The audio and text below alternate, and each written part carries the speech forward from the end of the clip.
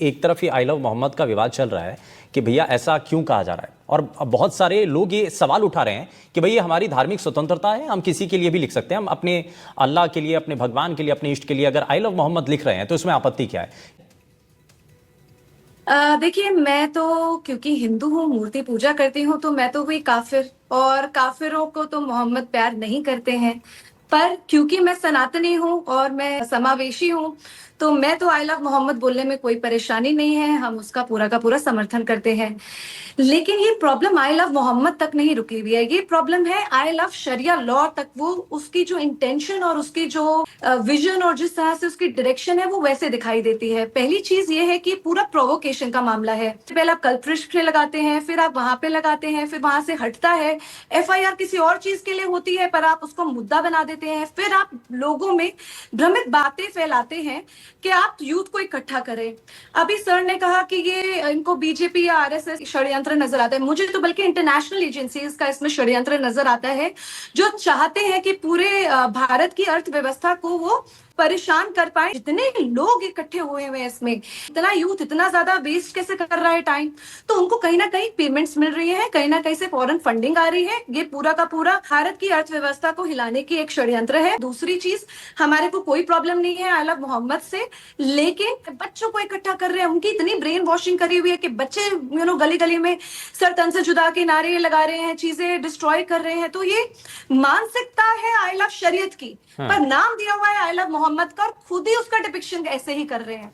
ये प्यार और अमन की भाषा तो है नहीं। नहीं, लेकिन आप भी तो आई लव महादेव लिख रहे हैं ना? देखिए, आई लव महादेव हो चाहे आई लव मोहम्मद हो चाहे श्री राम हो, मुझे उसमें कोई भी परेशानी नहीं है। हाँ। लेकिन आप उसके पीछे के इंटेंशन को लेकर के आप सवाल उठा रहे हैं। क्या है, आपका कर्म क्या है? हाँ। आप कर्म सुंदर से करिए, आप अच्छे से अपना जुलूस निकालिए, हम तो हमेशा उसका स्वागत करते हैं।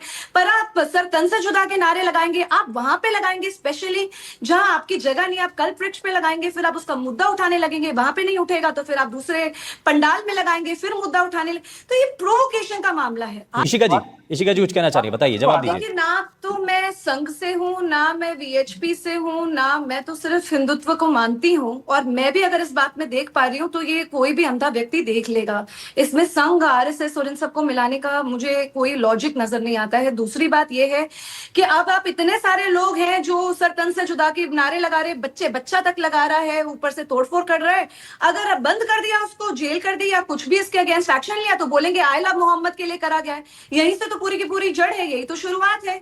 ये हुई नहीं होती तो आज ये मुद्दा नहीं बनता। अब वो चाहते हैं कि ये मुद्दा और बड़ा बना जाए, या फिर वो ये दिखाना चाहते हैं हम कितनी भीड़ इकट्ठी कर रहे हैं, हम जो मर्जी करेंगे, बाकियों को चुप रहना पड़ेगा। फिर ये भूल जाते हैं कि कुंभ में कितनी भीड़ हुई। अगर हम लोग भी भीड़ इकट्ठी करने लग जाएंगे तो it will be too intimidating for them. पर अभी ये जो इंटिमिडेशन इनकी तरफ से आ रहा है वो बहुत गलत है, उसकी इंटेंशन बहुत गलत है, और उसके ऊपर कोई भी एक्शन लेंगे तो इसका ये मुद्दा पूरा घुमा देंगे कि भाई ये तोड़फोड़ के ऊपर नहीं लिया गया, या इनके सटन से जुदा नारे के लिए नहीं लिया गया। ये इसलिए था क्योंकि पोस्टर वहां पे थे आई लव मोहम्मद के। लव के पीछे ये जो हेट्रेड छुपी है ना, मुझे इस बात से परेशानी है, और इनका साफ साफ ये चेहरा सामने आता जा रहा है सोसाइटी में। ये खुद अपने आप को बदनाम करने में तुले हुए हैं। कि इसके पीछे बड़ी फंडिंग हो सकती है, साजिश हो सकती है, राजनीतिक लाभ लेने की भी इसमें तस्वीरें कुछ दिखाई दे रही हैं आपको? कुछ समझ में आ रहा है?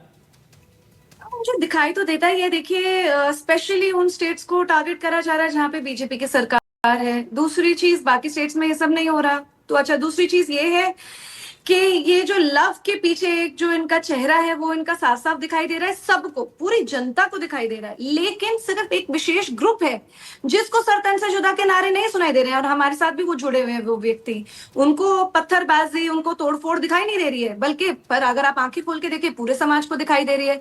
जब तक वो लोग खुद ही एड्रेस नहीं करेंगे इस बात को तो वो सामने कभी भी चीजें आएंगी नहीं। दूसरी चीज, हमें उनको भी पकड़ना जरूरी है जो ये भ्रम फैला रहे हैं व्हाट्सएप ग्रुप से, अलग अलग ग्रुप से, क्योंकि मुद्दा कुछ और है। पोर्ट्रे करा जा रहा है कि आई लव मोहम्मद के पोस्टर फाड़े जा रहे हैं, तो आप जानबूझ के प्रोवोक कर रहे हैं। जिन लोगों ने वो प्रोवोकेशन का मामला शुरू करा था उनको पकड़ना सबसे पहले जरूरी है, और उनको पब्लिकली सजा देनी जरूरी है। तभी, क्योंकि बच्चे हैं, इनको इतने आसानी से आप ब्रेन वॉश कर लेंगे कि एवर एंडिंग प्रॉब्लम है। और इसमें दिखाई भी दे रहा है, ये सारे जो हैं वो बहुत कम उम्र के बच्चे इसमें दिखाई दे रहे हैं, कोई बड़ा नहीं है इसमें ज्यादा। सबसे बड़ी प्रॉब्लम ही यही है, क्योंकि ब्रेन वॉशिंग का मामला है, उनको ना लॉ की समझ है, उनको ना ये पता है कि एफआईआर में क्या हुआ। वो एक मैसेज पड़ा जो फॉरवर्ड होके आया और सबके सब लग गए।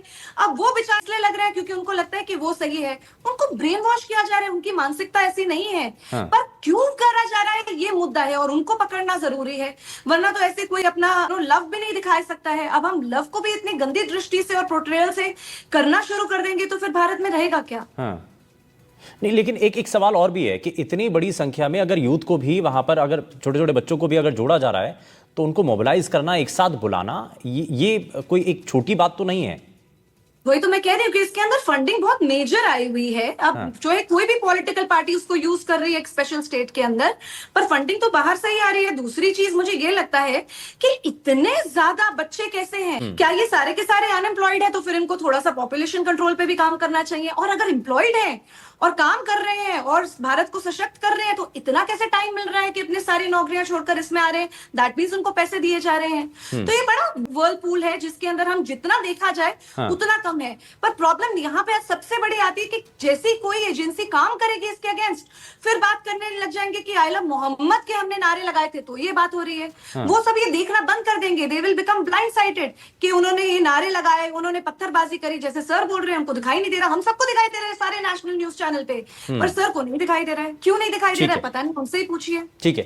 कौन कर रहा है इसकी जांच आप करेंगी ना, हम थोड़ी करेंगे भाई। स्टेट में आपकी गवर्नमेंट है, सेंट्रल में आपकी गवर्नमेंट है, सब कुछ आपका है, तो आप जांच करिए ना। अरे मैं आप मतलब ये कहना चाहते हैं कि कांग्रेस हिंदुओं की गवर्नमेंट नहीं है? क्या आप ये कहना चाह रहे हैं कि कांग्रेस हिंदुओं की गवर्नमेंट नहीं है, सिर्फ बीजेपी ही हिंदुओं की गवर्नमेंट है? हिंदू मुस्लिम की बात नहीं करी मैंने।